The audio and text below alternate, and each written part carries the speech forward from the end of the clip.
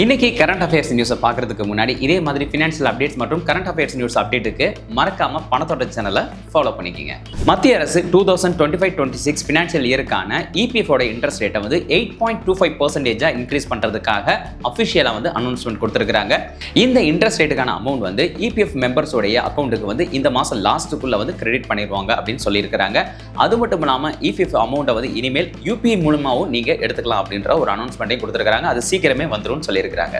இந்தியாவுடைய top share மார்க்கெட்டான NSC national stock exchange 30,000 crore ரூபாய் மதிப்பிலான ஐபிஓ பப்ளிக் ஷேர்ஸை வந்து ரிலீஸ் பண்றதுக்கான டாக்குமெண்ட்ஸ் வந்து ஃபைல் பண்ணியிருக்கிறாங்க. இது இம்ப்ளிமெண்ட்டுக்கு வந்துச்சுன்னா இந்தியாவிலேயே லார்ஜஸ்ட் ஐபிஓ இது அப்படின்னு சொல்லப்படுது. அது மட்டும் இல்லாமல் ரீசெண்டாக ஆர்பிஐ ரெஸ்ட்ரிக்ஷனால இதனுடைய ப்ராஃபிட் லிமிட்ஸ் வந்து கொஞ்சம் டவுன் ஆனாலும் ஐபிஓ மார்க்கெட்ல இது பெரும் எதிர்பார்ப்பை ஏற்படுத்தியிருக்கு.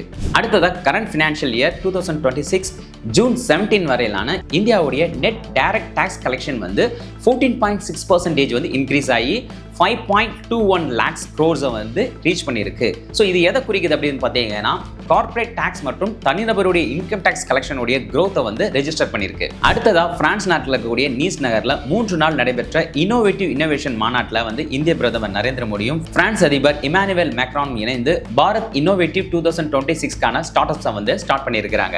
இதனால இரு நாட்டுகள் இடையில இருக்கக்கூடிய ஸ்பேஸ், டிஃபென்ஸ் அண்ட் டெக்னாலஜி ஃபெடரேஷனை ஸ்ட்ராங் பண்றதுக்கான ஒரு வழிவகை ஏற்படுத்தும்னு எதிர்பார்க்கப்படுது.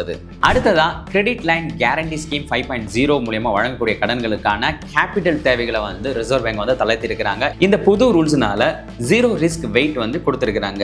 இதனால பேங்க்ஸ் வந்து எக்ஸ்ட்ராவா வந்து இனிமேல் கடன் வழங்குறதுக்கு இது வசதியா இருக்குன்னு சொல்லப்படுது. அடுத்ததா இன்டர்நேஷனல் மார்க்கெட்ல அமெரிக்கா ஈரானுக்கு இடையிலான தற்காலிக பொருளாதார ஒப்பந்தத்தின் காரணமா வந்து க்ரூட் ஆயில் மீதான கட்டுப்பாடுகள் வந்து தளர்த்தப்படலாம் அப்படின்னு எதிர்பார்க்கப்படுது. இது வந்து இந்தியாவுடைய பொருளாதார வளர்ச்சிக்கு ரொம்பவே சாதகமா இருக்குன்னு எதிர்பார்க்கப்படுது. ஸோ இதே மாதிரி மோர் கரண்ட் நியூஸ் அப்டேட்ஸ்க்கு மறக்காம பணத்தோட சேனலை சப்ஸ்கிரைப் பண்ணிக்கோங்க.